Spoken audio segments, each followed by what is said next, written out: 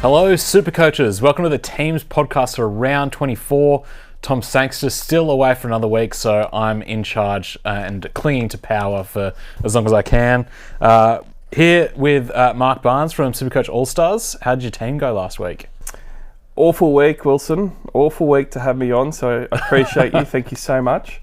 I had to take an AE because I had Dylan Edwards and Teddy there, and we spoke last week about the value of having trades at this point of the season. Yep. And boy, oh boy, is it valuable because I didn't even get to 1250, and of those AEs too, I was quite confident because I had like 3 forwards sitting there going, beauty.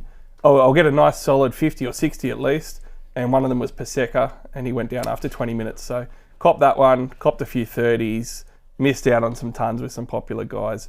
And I'd rather just move on, to be honest. Yeah, I had to bring in someone last week just to get a full team on the park, and it was going to be James Tedesco, but then obviously he didn't play, so I ended up pivoting to Sam Walker instead, and he didn't even get close to his performance from the week before, so it was a little bit disappointing, but still cracked 1384, so moved up about 100 ranks and sitting just outside the top 2K now, so it's going okay, but I've only got one trade left, and if Dylan Edwards doesn't play this week, I'm going to have to burn my last trade with it's still 3 more weeks to go after this, so it's not looking good. But even more annoying for me was in our draft league with all the experts. I lost to Tim Williams last week. Oh, you can't lose to Timmy Williams. I know, devastating. And now he's facing off against Sangster for a spot in the grand final against Max Bryden, the other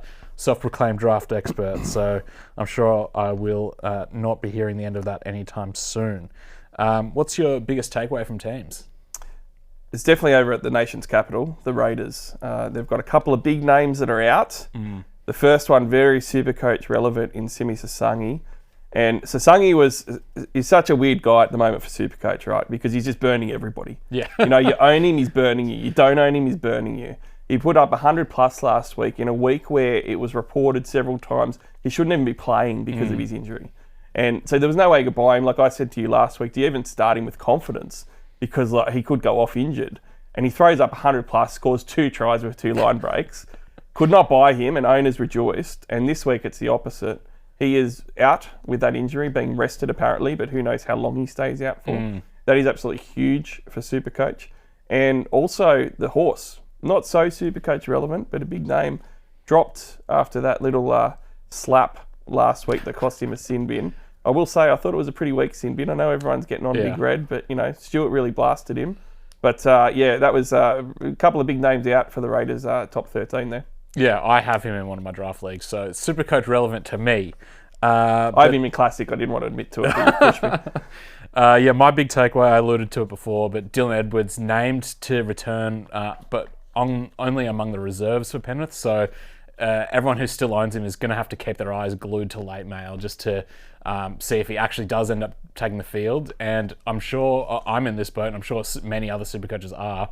If he ends up not playing, I'm going to have to burn my last trade just to get a full team on the park. So, yeah, I'm sure many other SuperCoaches are probably in the same boat. Yeah, it is. I still own him as well. And it's a tough week if you own Suafalongo as well because the Storm are on the bye. My 2 fullbacks. There you go. So there's a lot of people in that boat, and some of them don't even have a trade. And what it's going to do as well is if you don't have any trades and you got both those guys, it's going to kill your VC anyway because you know you can't really do a loop if you're already getting an AE, and you can't VC and loop with Edwards at that stage because he's the first game.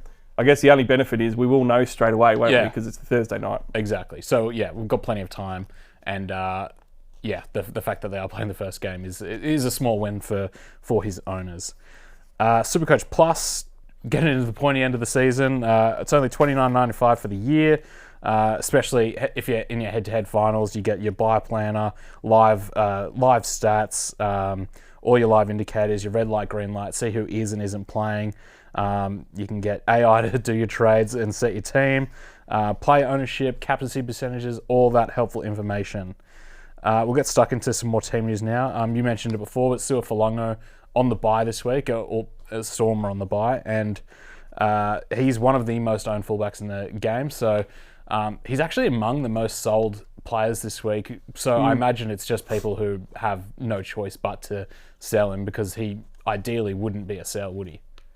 Ideally, I mean, but I totally get it. And it's that point of the season with a month left where you've got, your two types of players. Head-to-head finalists that just have to get the win. So it makes sense. And he's worth a lot of money too, so you can get anywhere from him.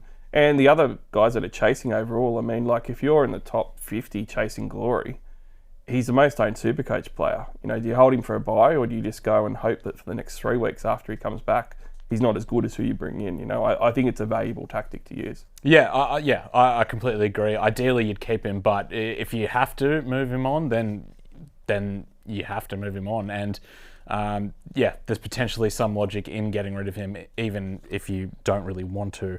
Tamari Martin was a late out last week, and that was the out that actually forced me to bring in Sam Walker instead of James Tedesco. Out this week with a hamstring injury, as opposed to the calf injury that many people were thought was what would keep him out. James Tedesco named to return this week, but again, like Dylan Edwards, SuperCoaches are just going to have to keep their eyes glued to late mail to see if he does play, because if you were counting on him last week, he ended up not playing. Yeah, it's true. I mean, I expected him to play last week, so I was really caught off guard. And I think that the Roosters are actually overcautious from everything that I've seen. Yeah. So I expect him to 100% play. But yes, it is the first game, so keep an eye out for it, because obviously Cody Ramsey's proven very handy, and he was last week in his replacement of Tedesco. Yep. And for the Dragons, Toby Couchman, back from concussion. Only named on the bench, but you'd have to think that he'll either end up starting or still play big minutes. But either way, he's a valuable number that I'm sure a lot of teams will need this week. Likewise, Kale Ero back from concussion, and he'll probably be going straight into my starting team. You mentioned him before, Taniela Paseka. Hurt his MCL last week. Potentially season over for him, and it's a massive blow for Manly. Their forward pack this week is looking very, very bleak. People will be saying like Paseka, he's not relevant. I mean, firstly, he is, because people like me didn't get rid of him, so he's a bad AE. So at least that's out of the way for us. But the other thing too that's a bit underrated, he's been their best middle forward in a pack that's been terrible. And if your pack's terrible and you lose your best middle forward, it hurts the backs and the guys that get all the glory with the tries and everything, because you don't get the field position. So it can have an impact still. Yeah, for sure. A few more little plugs here. SuperCoach Cup, we're down to the final 8 now. Only one team can win. The 2 teams that I shouted out last week both got eliminated, so sorry to them. Curse of Wilson. Yeah. So just because there's only 8 teams left, I'll shout out every team this week so I don't get the same curse. So we've got Rage Trader, Buy, Nando's, Must Win, Third Time Lucky, Chur Uncle, the Big Match Boys, and King Cobras. Good luck in your matchups this week. Only one team can win and claim the SuperCoach Cup trophy and $1,000 cash. Speaking of prizes, I've teased it for the last few weeks, but SuperCoach NRL Finals is back this year. We'll be opening up in just a few weeks, and the major prize can now be revealed as our very own brand new 2026 Toyota Hilux. So wow, it's I think it's the biggest prize in SuperCoach Finals history for sure. So start planning now, and keep an eye on all our news and our podcasts in the coming weeks. It's an awesome prize. And last little plug, SuperCoach EPL has launched. The season starts in just under 2 weeks, I'm pretty sure, so sign up today. Let's go through each game now, starting off with the Panthers v the Roosters, the first game of the round. Isaiah Yeo, pec injury last week. It's considered a week-to-week proposition, but realistically his regular season is probably over. Him being out sees Lindsay Smith move to lock and Liam Henry start at front row. Casey McLean still another week away with a hand injury. Blaze Talangi benched again. Jack Cogger missed last week's game for the birth of his first child, so do you think they're going to stick with that, with Cogger at 5'8" for the rest of the season? I'm really not sure. I think that Cleary's really down on Blaze with his defensive efforts and things, and he's given him enough opportunity. It's an eerily similar story to Tango, who got given a lot of rope, and Penrith fans were calling for his head for probably years with his defensive efforts, and eventually once Cleary had enough, he had enough. So it's going to be really interesting running into the finals. The one that I'm interested in is Liam Martin. He's playing 44 minutes a game at the moment. Isaiah Yeo is playing 68 minutes a game. Obviously, he's going to prop and Lindsay Smith to 13, but if he goes to 55 minutes a game, like he's got a 1.45 ppm. He's an absolute animal this year on his ppm. Does have 3 tries, but he's in like 10 games. So like he gets 55 minutes. All of a sudden, you're looking at a guy that's 75 plus, even if he has a bit of a downgrade in his ppm. It's super interesting at 550k if you need to have a stab, because I mean Yo's probably gone. He's gone for the year, right? So yeah, realistically, yeah, and so Martin definitely worth a pick up in draft formats as well, and yeah, worth keeping an eye on if he gets big minutes this week with all their injuries. And we mentioned it before, Dylan Edwards back on the extended bench. Could be back this week, but you're going to have to keep an eye on late mail. At the Roosters, again, James Tedesco named to return this week, but whether he ends up playing is another question. The mail sort of suggests that he will be back this week, but still, we've got to keep an eye on late mail. Celesi Feketi, I actually bought him in last week just because I needed to free up some cash, and so I downgraded, I can't remember who, but I cashed in and brought him in, and he's been starting the last couple of weeks and has actually been pretty good. So I think when I bought him in last week, he was under 350k, I'm pretty sure. So I've been pretty happy with that. It's an okay cheapy option if you need to downgrade somewhere, but yeah, nothing crazy. Still no Daniel Tupou, but Billy Smith has absolutely been killing it in his absence. Scored 110 last week as a 5-round average of 94. Probably not any interest to you given you're running low on trades, but if you had plenty of trades, would you potentially be considering Billy Smith in as a pod? Last week, the day after I did this show with you, I did a little All-Stars show on the Wednesday, and I mentioned Billy Smith. And over 700,000. Like, these are the ultimate pods, right? Yeah. Because, like, it's not just ownership. It's like they're so expensive and obscure that nobody's going to go there. But all the numbers say for this season that he should be one of your centre wings that you're running home with. He's scoring in every game, at least once. I think that he's only missed one game with a try in the last 10 or something. He's absolutely killing it. So, I mean, he's over 700,000, so it's very difficult to do. And they are playing Penrith too. But I think that this matchup, the most interesting thing is which team of each turns up, right? Because Penrith have been losing games. They had 22 or 24 put on them very quickly last week with the Warriors just running rampant. You know, what does that side turn up? Do the Roosters run over the top of them? Or does the old Penrith turn up because it's a Roosters rivalry, in which case, you know, just guys like James Tedesco, his worst high score out of all his oppositions are Penrith. His second worst average is Penrith. Guys like Nwangani Tuaze are probably going to throw up a 30 again. It's just so hard to tell. Cleary's still gone 3 games in a row with a ton.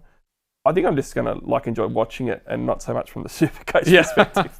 Yeah, definitely going to be a good game with Roosters' recent record against Penrith not so great. You'd have to think this is their best chance to beat them in quite a while. And it's for the minor premiership potentially. Exactly, too. yeah. Minor premiership potentially on the line. So, yeah, fascinating game. We'll move on to a slightly less fascinating game in Manly v the Dolphins. Still no Tom Trbojevic. I think I was sort of expecting him back this week, given he wasn't named last week, but there's still a lot of question marks over that. But Clayton Fa'alalo is back from a hamstring injury, thankfully. So that sees Lehigh Hopewadi move to the bench, to the wing, and Blake Wilson reserves.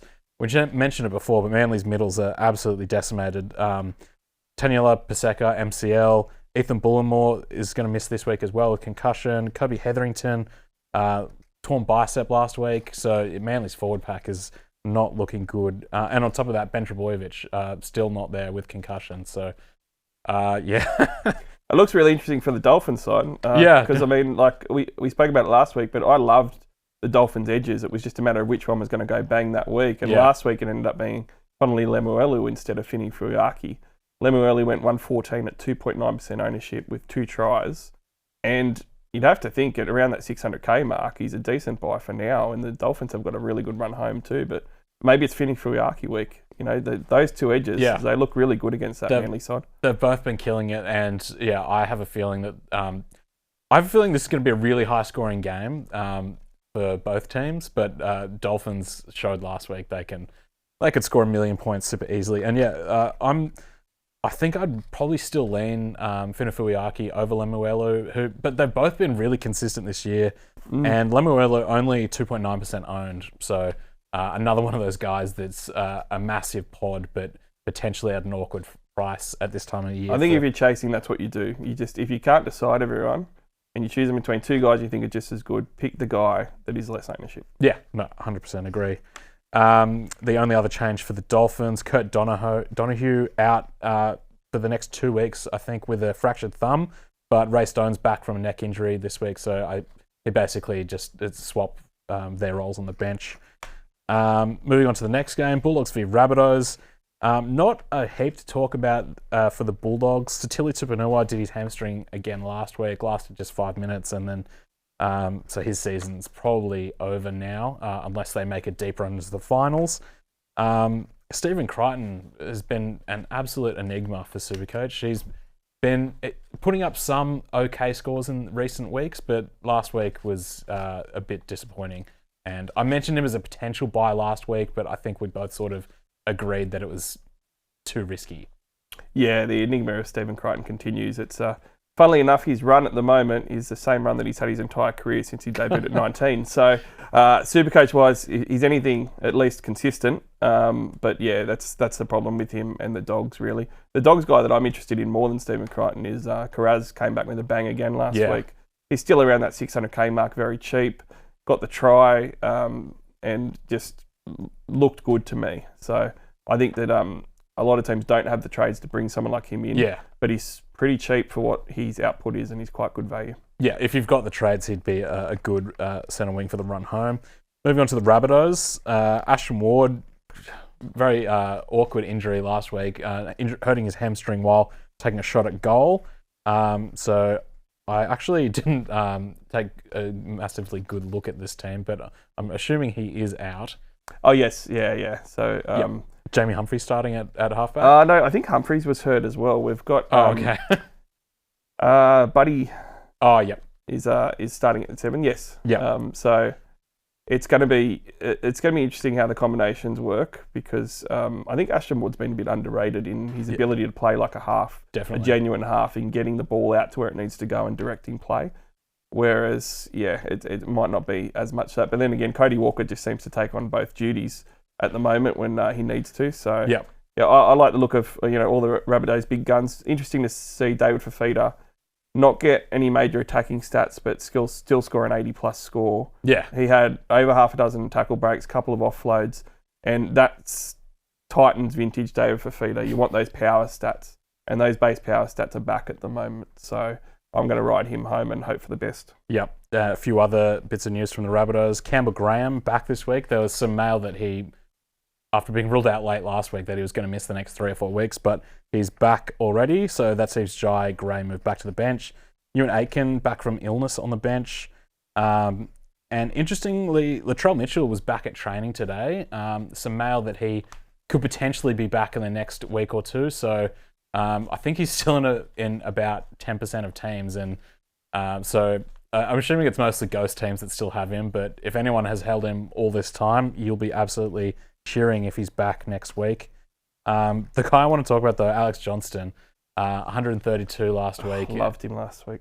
Just scoring tries for fun still.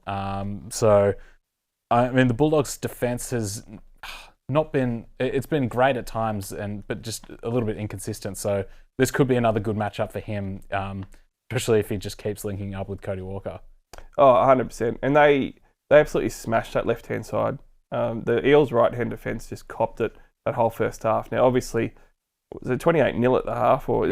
So it would end up 28-24. The second half, Wayne Bennett would have absolutely baked them at full time. They would have been a terrible dressing room. Wayne's quiet digs at everybody would have been prevalent. But I liked AJ last week, and I'm just relieved it was only 3 tries, because I think it was 30 minutes in and he had a hat trick. So I was all about he's going to get 5 or 6 tonight. So he's still pretty cheap though, and look, he's done this before. I think he had 3 tons in a row earlier in the season. And the Rabbits attack looks really good still. So it could be a good Rabbits week again if they can put 2 halves together. Yeah. Moving on to the Sharks for the Raiders. Geez, the Sharks were disappointing last week. I was expecting them to go really, really big against the Dragons. But to the Dragons' credit, they really turned up. Adam Fanua-Blake is suspended this week for a high shot on Hamish Stewart. So Oregon Kaufusi comes in to start. Kale Iro is back from concussion, but Jesse Ramian, pec injury, and I think we're still waiting to figure out how long he's out for, but you'd have to think it could potentially be his season over. And Mweti Harodi keeps his spot in the side, just swaps to replace Ramian. At the Raiders, we mentioned it before, but Simi Sasangi out, rested, whatever you want to say, this week with as he manages that hamstring injury and a shoulder injury as well. So that sees Savelia Tamale come back in at centre. But yeah, a lot of people were bringing in Simi Sasangi. We mentioned him before. SuperCoaches just can't get it right with him this week. But everyone who was going to be bringing him in this week, you'll obviously have to reverse those trades.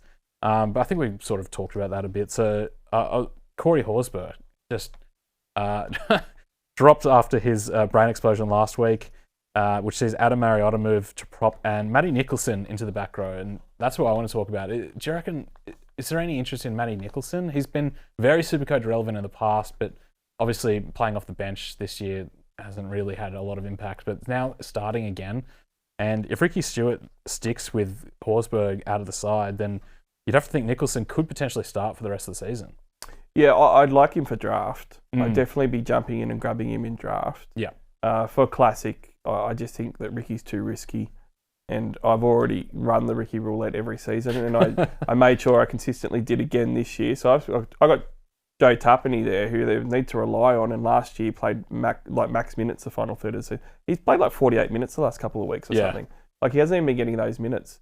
So I'm just hopeful that Horsburgh out means that Tapani gets his 58, 60 minutes. But yeah, for Classic, it's a bit hard. And to be honest, it's a bit hard to trust the Raiders because dropping Horsburgh, I think it's not just a sign of the discipline that Ricky wants, but also that their season is pretty much over. So Ricky roulette happens normally. What's it going to look like? It's not even black and red. It might be a rainbow of colours you got to try and hit on. And I just don't want to do that. So I've got to stick away from the Raiders at the moment. Yeah, no, I agree. But definitely worth a pickup in draft. You'd have to think it'd be pretty widely available. Moving on to the next game, Eels v the Cowboys. Massive blow for the Eels with Isaiah Iongi out for the season. That's his Appa Twiddle moved to fullback. And Dylan Walker back this week after being rested last week. But outside of that, there's really not much happening at the Eels. So we'll just move on to the Cowboys. Reid Marnie back from concussion. Not super relevant, but he is still in a number of teams. So with all the injuries and inconsistent minutes at hooker this season, anyone who still has him may be forced to play him. So maybe somewhat relevant. The guy I really want to talk about, though, Helam Lukey, 109 last week. I sold him just over a month ago, and since then he's still been scoring really well. Do you still own him? And if you didn't, would he be a buy? Look, I think if you're going to buy him for the run home, it was probably last week because they do have a buy next week, which makes it hard. But in saying that, I wouldn't put past another ton this week for him. And I actually really like the Cows this week. Iongi's a great fullback for them. Him being out, coupled with how badly they defended in the first half last week. Drinkwater loves that cutout pass to the left as well.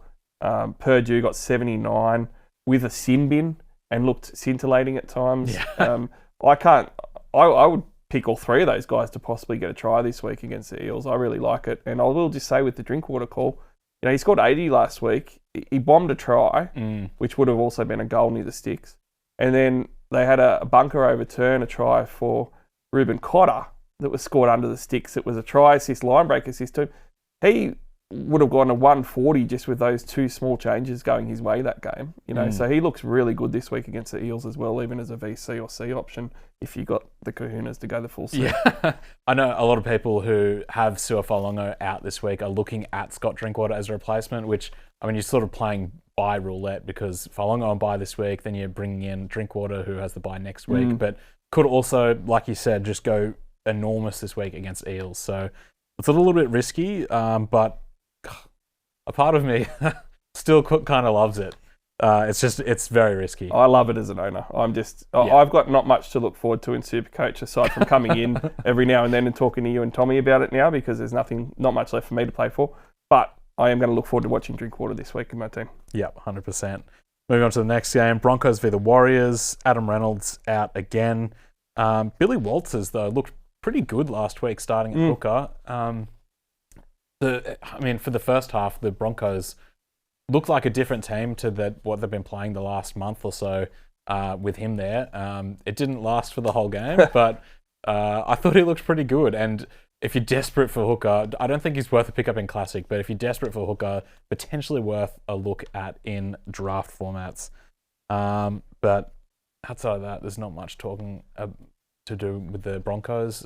Payne Haas, an obvious purchase if you need a front row, but I think he's already in quite a lot of teams. Yeah, and it's really hard to get a gauge on what the Broncos are going to do now for the balance of the year. Exactly. They looked way better than I thought to start last week's game, but then very quickly went back down to the Broncos had been losing most of their weeks as well. So very hard to make what's going to happen for the balance for Supercoach and in real life for the Bronx. Yep. And for the Warriors, we mentioned before, Tamari Martin out with a hamstring injury. Luke Metcalf, back last week in his first game starting in a long time. 112. I was looking at it before. He's only owned by 502 SuperCoach players. So, do you talk about the ultimate pods? Yeah. I tell you what, there is somebody out there with like 12 trades that can just max trade every week at the moment. And if you are that person, he's there. Metcalf could work out for you because you got enough trades just to get rid of him later or to start someone else. So I actually think that it's a really good play if you got heaps of trades. Yeah, they could put huge points on the Broncos this week, and if you got him in draft and you managed to stash him on the bench, oh my god, rolling him out last week and having him for this Broncos matchup is pretty good. Yeah, a lot of draft leagues someone would have picked him up late last week, but if he's still available, he's the obvious priority target. And I mean, he's playing so well that even when Tamari Martin is back, you'd have to think that, I mean, they're stacked with halfback talent. They've just had lots of injuries, but you'd have to think that if Metcalf has another big outing against the Broncos this week, he potentially just starts there the rest of the season, even when Tamari Martin's back. Yeah, it's even more reassuring if you want to take a stab at him if you've got nothing to lose, because you're right, and he knows that too. Metcalf is going to go out there playing for his jersey. He wants to stay there because he wants to play finals and he wants to get a grand final win before he goes and leaves the Warriors for the Dragons. So it could be a massive week for Metcalf. Yep. The other guy I want to talk about, Leka Halasima, back-to-back scores of 79 and 94 since moving to centre. And he's only 394k. So if a team is desperate for a 2RF, he's probably the best budget option available. Yeah, he probably is the best budget option available. I'm just going to let everybody know that if he doesn't have a big score, it's going to be a 31. Yep. So you've got to be prepared for that. And there is peaks and troughs and no middle ground with Leka Halasima ownership. And I know that as an owner, although I didn't get any peaks. I had to sell him after 6 weeks of just troughs. So be prepared. Yeah, the Dolphins did score a lot of points on the Broncos on the edges last week, though. So I have a feeling it could be another big game for Halasima. Moving on to the Knights for the Titans. Bradman Best back after missing last week with a calf injury, as is Phoenix Crossland, who was a late out, but back this week. And, geez, the Knights are absolutely stacked with talent at the moment. Dom Young, 145 last week, only 11% owned. Francis Manu Leilua, 114 points last week, only 10% owned. And Fletcher Sharp and Kalen Ponga also popular buys this week. Francis Manu Leilua, I almost brought him in like 3 weeks ago, just out of desperation. I thought he had a lot of promise for the run home. I ended up not doing it, and of course I was right, and he's just been killing it. Are you interested in any of those guys? I'm interested in the entire Knights team this week. It's crazy, and you don't want to stack up too much on one side, but this looks like a really good week. The only thing that is a little bit of a turn off for those that value numbers, historically, a lot of these Knights players that you'd be interested in haven't gone very well versus the Titans. Like Kalen Ponga's last 3 scores are 64, 33, and 45 against the Titans, which is way worse than what you would have expected from Ponga the last few years. Marju, it's his old club. I'm a big believer in sticking it up your old club whenever you play him. Marju's high score against the Titans is a 71. That's the highest he's gone, and he does not do well against them. The one guy that does, though, is Dom Young. He's historically second best opposition is the Titans, 77 average against them, and coming off that 145. He looks like the one this week, along with Fletcher Sharp, who's got back-to-back weeks of really good scores and still sub 600k, I'm pretty sure. Yeah, I'm really big on the Knights this week. It looks like a good matchup, but the other thing you've got to keep in mind as well is that they have the bye in round 27. So if you're bringing these guys in, you have to have a backup plan, knowing that you will not have them in the final round of the season. So head-to-head players won't matter though. So if you're head-to-head, you can just go for it and night it up. And 5 games that Fletcher Sharp's played the Titans, he's got a 90-plus average in his 5 career games for them. Yep. And then at the Titans, Zane Harrison ruled out for the season. Last week they named Lachlan Ilias to start, but they ended up pulling a late switch with AJ Brimson starting in the halves. They've named Lachlan Ilias to start at halfback again this week, but you'd have to think that they just do some sort of late switch again. And then Jaden Campbell is actually in the top 10 most sold players this week. Would you be selling him? I just don't know.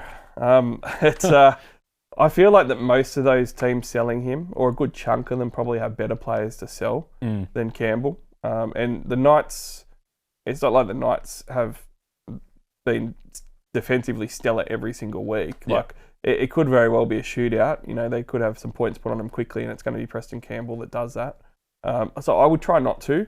But again, if your team's going well, Wilson, and you don't have the injuries of, you know, an Edwards not playing potentially, or even if you don't own a Longo and these type of guys, then you don't have many guys to trade. So I do get it as well. Yeah, it's a massive luxury trade. If you're flush with cash and trades at this point in the season, then you may as well. But otherwise, I would just be holding him if you're running low on trades. Then moving on to the last game of the round, which is I'm sure will be an absolute barnstormer. The West Tigers v the Dragons. Hamasi Makasini out for the Tigers, and Solomoni Saukuru named for his debut. So potential cheapie there. Not that cheapies are super relevant at this point of the year, but the Dragons I think are worth talking about because they've really turned a corner. Upset the Sharks last week and looked really, really impressive. And they've got some troops coming back. Toby Couchman back on the bench. Hamish Stewart worth talking about as well. 97 last week. I think he's a bit too expensive to buy at the moment, but definitely worth considering. Yeah, he's definitely worth considering because he's just on that run where, you know, it's like Hudson Young in a St. George jersey at the moment, the way he's playing. He's scoring tries, he's got good work rate, he's got good power stats. He's doing it all, and the way the Dragons have played, it looks like a team that has nothing to lose and are just going to play footy. Yep. And it's so refreshing to see that for Dragons fans, and it's how they played last week, and they deserve that victory wholeheartedly. And it's off the back of those forwards.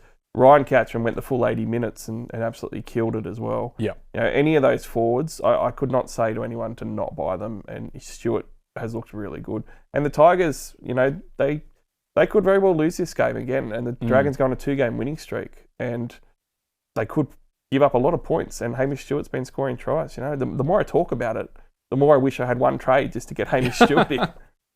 Yeah, well, that's it for the Teams podcast this week. Good luck in your matchups, and I'll see you for the preview podcast tomorrow.